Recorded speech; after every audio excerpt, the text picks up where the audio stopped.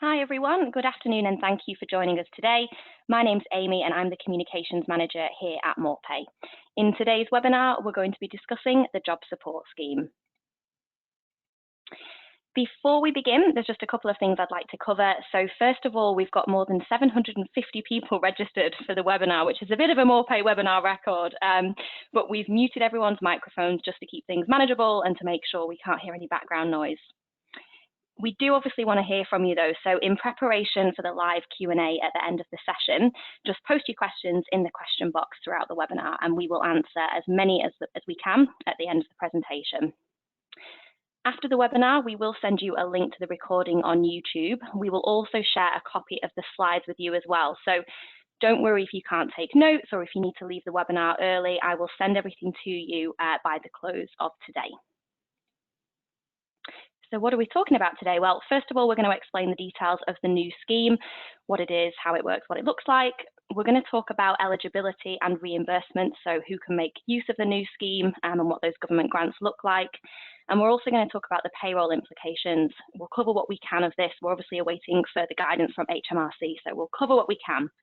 And then finally, we'll come to the live Q&A and our expert panel will answer your questions.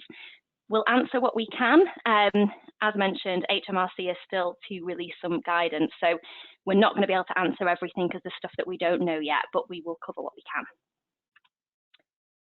So to your presenters. So first of all, Michelle, she is our HR Technology and Services Director. She joined MorePay in 2017. She's got more than 15 years of both operational and strategic HR experience. So she's here to cover off the HR aspects of the scheme, and she can answer your HR questions as well at the end of the session. We've also got Ant, who is our Director of Engineering and Product Strategy. He's got more than 20 years of experience in the tech sector. And one of the many things he is responsible for at MorePay is ensuring our products and services are compliant with payroll legislation. So pretty useful person to have on the webinar today. So without further ado, I will hand you over to Ant, who's going to talk you through the Job Support Scheme. Thanks, Amy. Good afternoon, everyone. As Amy said, Michelle and I are going to summarise the main points of last week's announcement and try and answer as many questions as we can on the new job support scheme. I think the critical point is that we are still awaiting quite a lot of further information from HMRC to the details of that, but we will go into as much detail as we know and can answer this afternoon. If we look at last week's announcement, obviously the Chancellor announced the new job support scheme as part of his winter economy plan. And as we were all probably aware, that will be replacing the job retention scheme, which comes to an end at the end of October. I think the one thing that's noticeable by everyone is the amount of financial support is going to greatly reduce from the government, and therefore more onus is going to be put onto the employers in order of picking up the financial cost of this scheme. What do we know so far? Well, we know that the scheme will run from the 1st of November through to the 30th of April, and that's interesting in itself because it means it crosses the tax year. It means that period one, and if you're a weekly payroll, more than period one, of the new tax year next year will actually have to pay out on the job support scheme. We also know that it will effectively, oh sorry, I had a little bit of a Wi-Fi moment there. It will also give the government the ability to consider raising the minimum hours threshold after 3 months. And what do we mean by that? That means that the 33% of an employee's minimum hours could be raised, for example, to 50% minimum hours. So the government could reduce the amount of financial help that they'll give. And the new scheme is expected to cost somewhere in the region of 500 million. Now, if you compare that to the 40 to 60 billion estimate that the government are saying that job retention will cost, then you can see there's a considerable difference.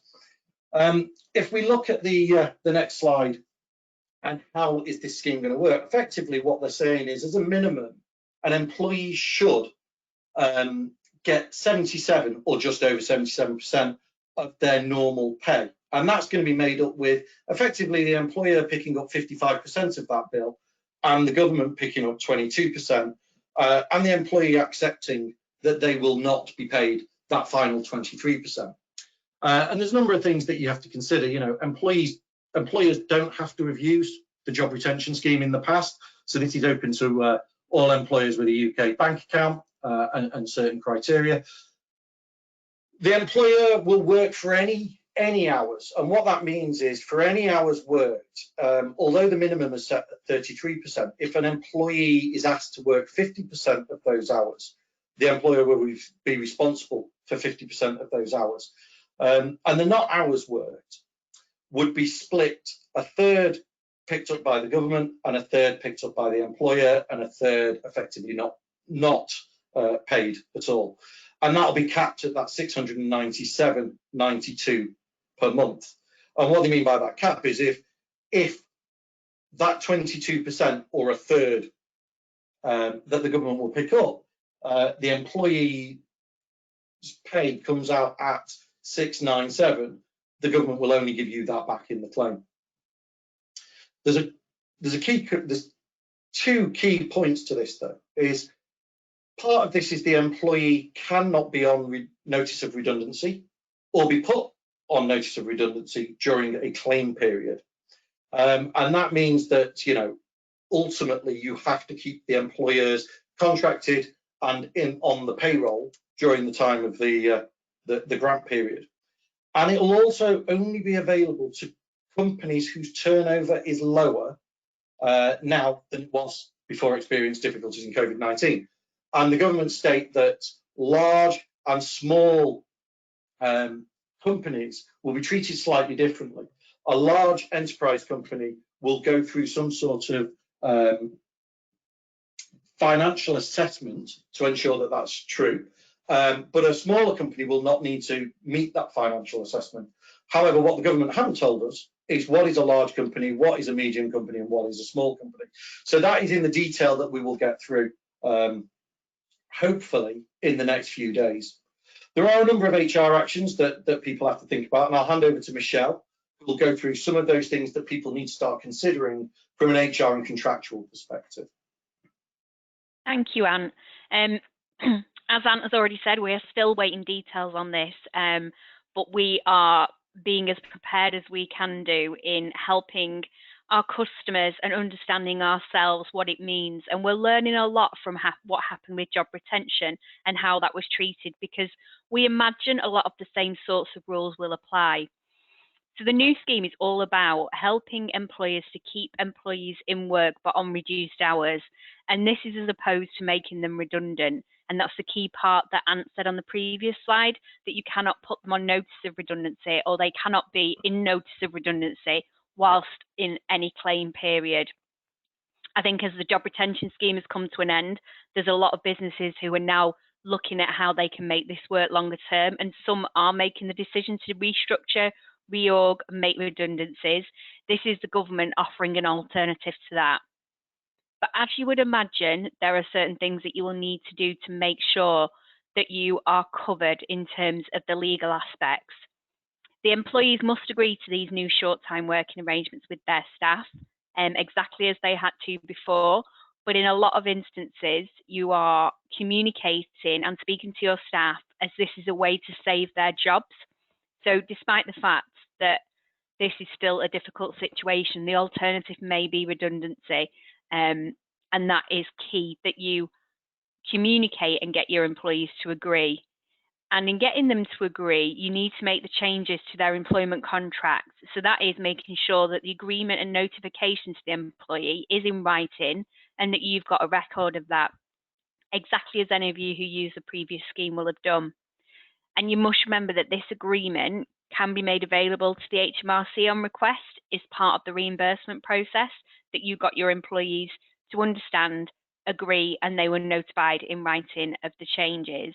And at the moment, these are the key actions that we are recommending businesses take to ensure that they put this process and use this scheme in the correct way with their employees and what we know for employment law. So I'll hand back to Ant to continue talking about around eligibility and reimbursement. Thanks, Michelle. Let's move on to what employees are eligible to be part of the scheme. And it's interesting, a little bit like the job retention scheme. We've got a part in the month, which means that not all new starters would be included. So the cut-off date is the 23rd of September 2020. An employee must have been on the payroll and reported on RTI for that by that date. Effectively, that means if you run a monthly payroll and it runs in calendar months, that the employees would typically have to be on the payroll in the August pay period because your RTI submission wouldn't go through until the beginning of September. And therefore, anyone who started after the 1st of September would actually be in the September RTI file. Obviously, it's slightly different for weeklies and fortnightlies who have got a couple of weeks into September to submit RTI details. Employees, like employers, do not need to have previously been on the job retention scheme. However, they must work at least 33% of their usual hours for the first 3 months of the scheme. And we say the first 3 months of the scheme because we know that the government may consider raising the minimum threshold above that 33% to reduce their exposure. Now, what do usual hours mean? We don't yet know. Usual hours, we believe, will probably be similar to usual hours in job retention. But again, we are still waiting for HMRC and the government to give us that detail. And as soon as we know, we will know the calculation that we have to get to actually calculate those usual hours. The other piece is employees don't have to have the same working pattern each month, but they do have to have a short time arrangement that covers a minimum period of 7 days. And that's interesting because obviously it's geared to matching a weekly payroll. But in a monthly scenario, you could have an employee that has 2 weeks of the month that are covered by a short-term arrangement, say week 1 and week 4, and you would have them on the job support scheme in those 2 weeks and on a normal contract for the other weeks. There's an overhead to yourselves because obviously contractually you have to change those weeks of time, but you must have it as a minimum of 7 days, and that's primarily to match the smallest payroll period we would have, which is a weekly payroll period. So in terms of reimbursement, changes slightly again. It's going to be in arrears and monthly. The first time that you will be able to claim for the November payroll will be in December. And if you are a weekly or a fortnightly payroll, for example, the claim will have to be added up for the month. There is no detail yet on pay periods that cross months, so we don't know whether you will need to split the claim to match a calendar month or whether the HMRC will allow you to claim for full payroll periods at a time. The grant won't cover, a little bit like job retention now, will not cover Class 1 employers' national insurance or pension contributions. However, they are still payable by the employer. And again, we still are waiting for the details on things like salary sacrifice pensions. How do we handle those? And although we know the gross pay effectively, it should be simpler than job retention. However, the devil will be in the detail. And as we've already said, the contribution will be capped. I think one of the key points to note is we've all seen in the press that HMRC have prosecuted fraudulent job retention claims. They will be as diligent with the job support scheme. However, they probably expect to pay less out than job retention, but they will be asking for proof, and they will be checking claims with the ability to either withhold or claim back if fraudulent information is submitted. So that's as much as we know about claiming and eligibility at the moment. When we start thinking about payroll implications, there's an awful lot, and we're hoping that a lot of what we learned in job retention will be able to be brought through into the job support scheme, but at the moment we just don't know. There is a really good fact sheet that gives you some detail, but not all, that you can download from the Gov website. So if you just go to gov.co.uk, if you literally just search in any search engine the job support scheme, it will take you directly to that page.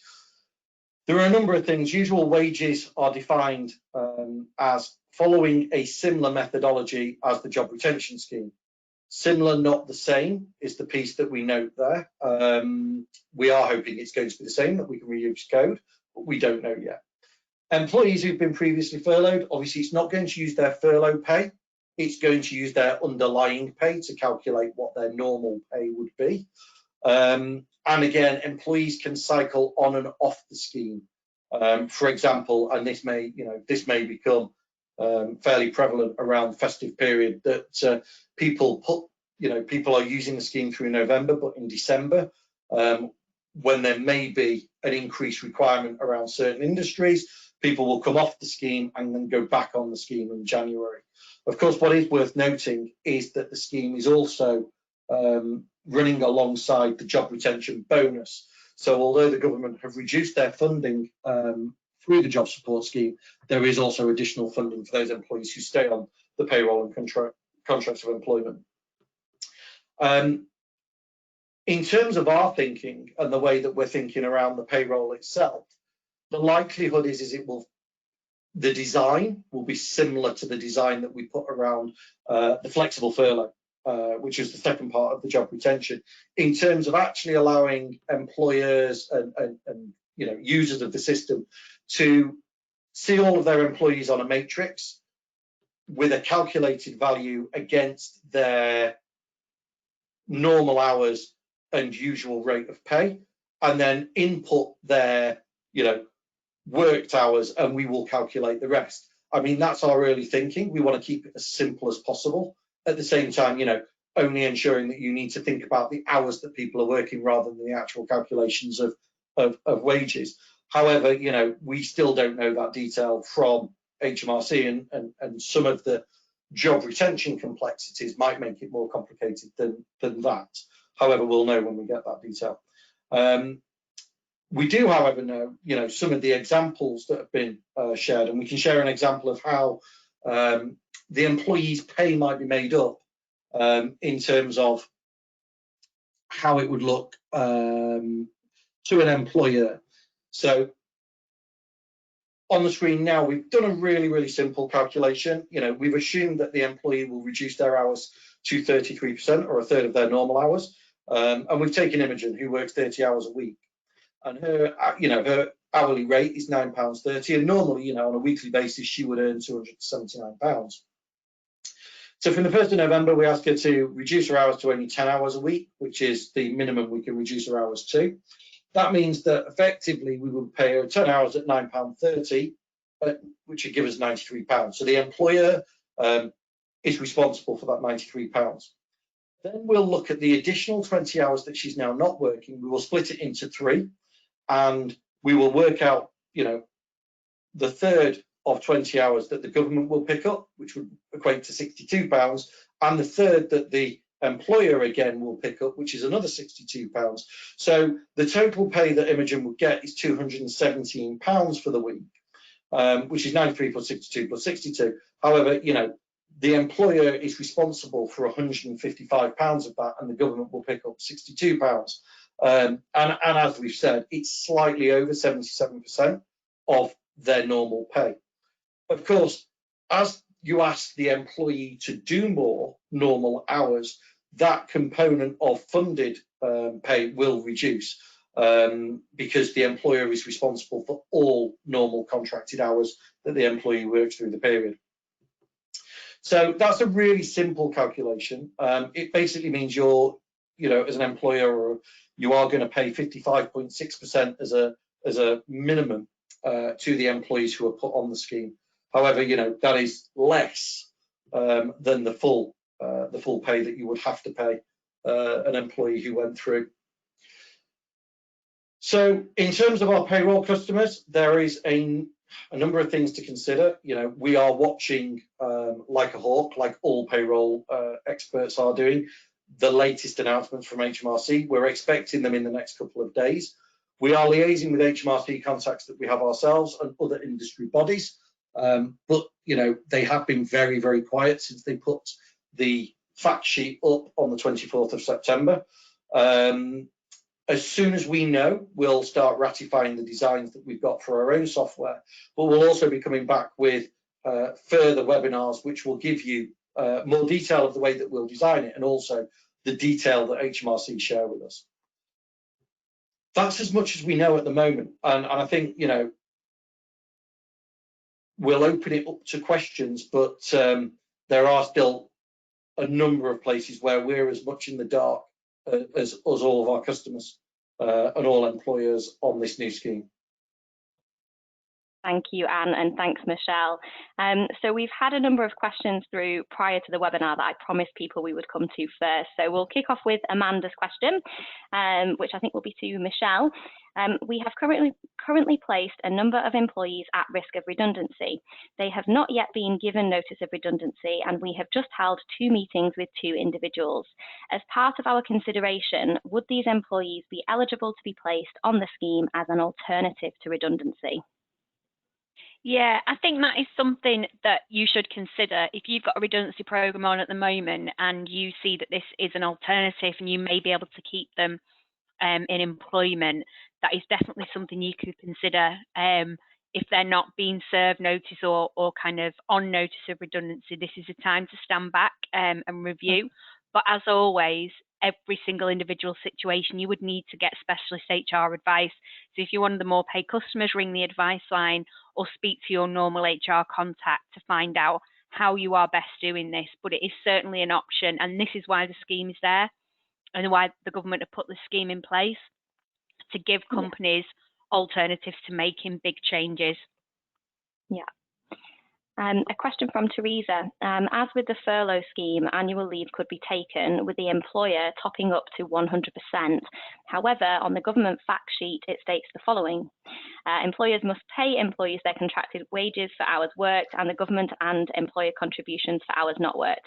Our expectation is that employers cannot top up their employees' wages above the 2/3 contribution to hours not worked at their own expense. So I think that one is around, is it, you know, do we top up to 100% for annual leave? Yeah, I'll take that one. Again, we are waiting for more details. So all we've got at the moment is our initial interpretation. And by the time this comes into effect, we will have that level of detail. My first impression on reading that part is that in the previous scheme, you were allowed to top it up yourself. The government would give you 80%, but you were allowed to top it up to 100. The way that reads is they're saying don't do that. But I would say that's separate to what you would do for annual leave. If someone is taking annual leave whilst on this scheme, it is likely that you would need to top it up to 100% to make sure that it is normal annual leave. Again, we are going to have to wait for the guidance to come out, and there will be specific points around annual leave. But I imagine that just means in this situation, they are saying the expectation is you won't top it up in a normal circumstance, but that might not apply to annual leave. Yeah, okay. Another one from Teresa. So she's asking for clarification on the following statement. So again, I think this is from the fact sheet. It says employees will be able to cycle on and off the scheme and do not have to be working the same pattern each month, but each short-time working arrangement must cover a minimum period of 7 days. So Teresa's question is, does that mean it can cover people working Saturday and Sunday as well as Monday to Friday?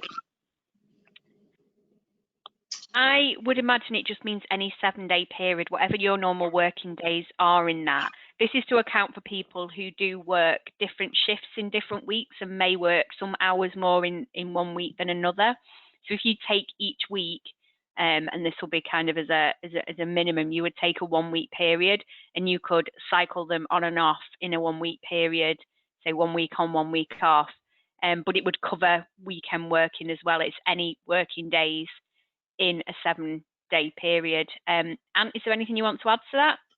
No, I think I'd agree with that. It's any working days in a 7-day period. I don't think it matters on what day you start that. It's clearly those that are in different hours, different weeks, but it's also sort of trying to match it towards the weekly payroll as well. Yeah. A few questions from Mary. I think you touched on this already, but she's asked for what's the definition of a viable job, what's the definition of a large business, and what is the assessment criteria for a large company? Yeah, we've touched on in the fact that we don't know the detail yet. You're quite right. Yeah, those are all things that we're awaiting the details of. I think one of the things that we have to consider is some of these things will be released probably earlier than others. The viable job I expect to be released as part of the payroll guidance, but I think the assessment criteria for a large business will be probably, in terms of the guidance, will probably be a bit later, or they might do it the other way around. But again, we just don't know yet. Okay. A question from Helen, which I think is just asking to clarify the hours. So the 7-day short time working period, does this mean an employee has to work a third of their 37.5 hours each week, or a third of their total monthly hours?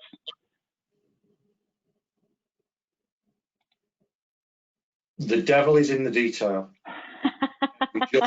we just haven't got that detail yet. I think it depends on how you put them onto the job support scheme. So if you were to put them weekly onto the job support scheme, then I expect you would use the weekly calculation of 37.5.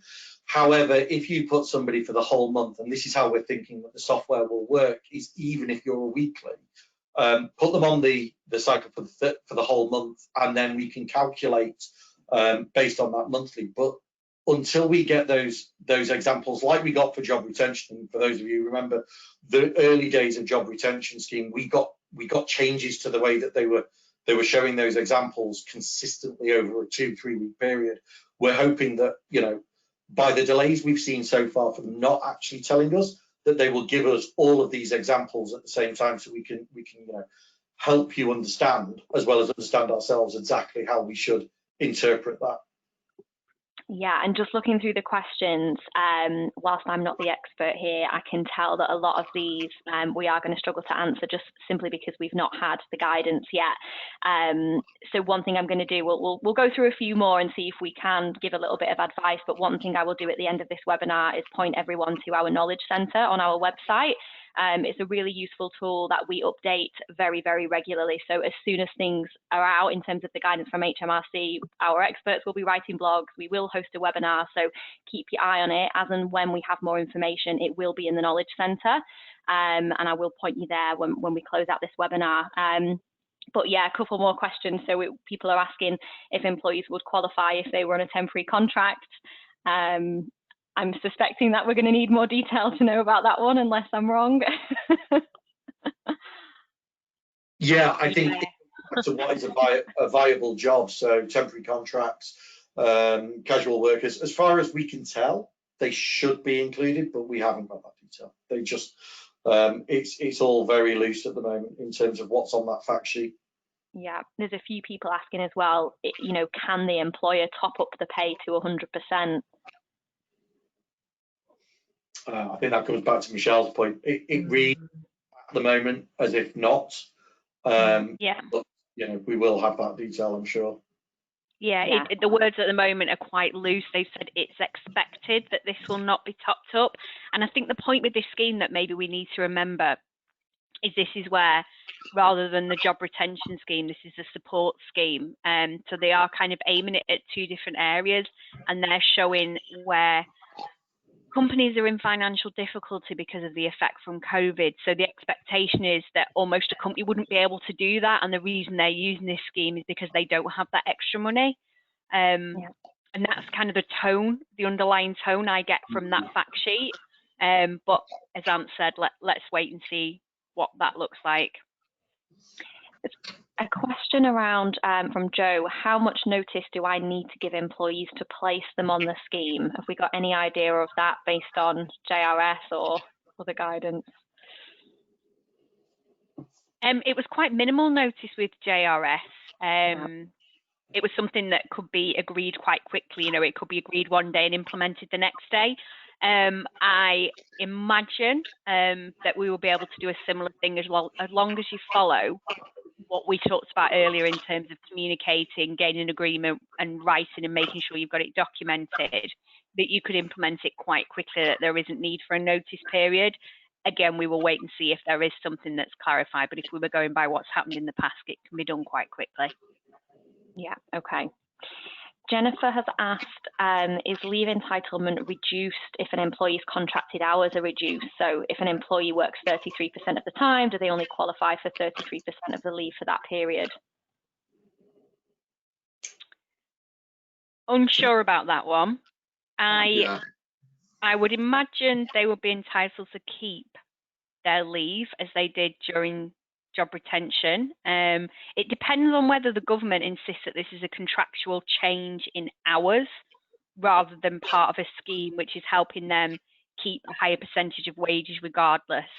And whether what you're doing actually overrides their contract, which says you normally work, for example, 37.5, that will definitely be something that will be clarified, and it will hinge on whether it's a kind of a forced contractual change about the number of hours you work in a week. If it is agreeing to short-time working as a way to retain your job or support your job, I would imagine not, but let's wait and see. Yeah. We've had a couple of people asking for presentation slides, so don't worry, we will send those to you at the end of the day. Another question here, again, let's see if we can do this one, but for the 1/3 of wages for the hours that are not worked that the government will pay, is the employer responsible for the pensions and NICs for that third? Yes, that one we can answer so far. So the government, a bit like the latter parts of the job retention scheme, they will not allow you to reclaim the NI or pension component. So the employers are responsible for the pension and NI components of the entire gross pay, including the government's component. That's what we know at the moment. So that's what they have put that in the fact sheet. So I don't expect that to change. Yeah, okay.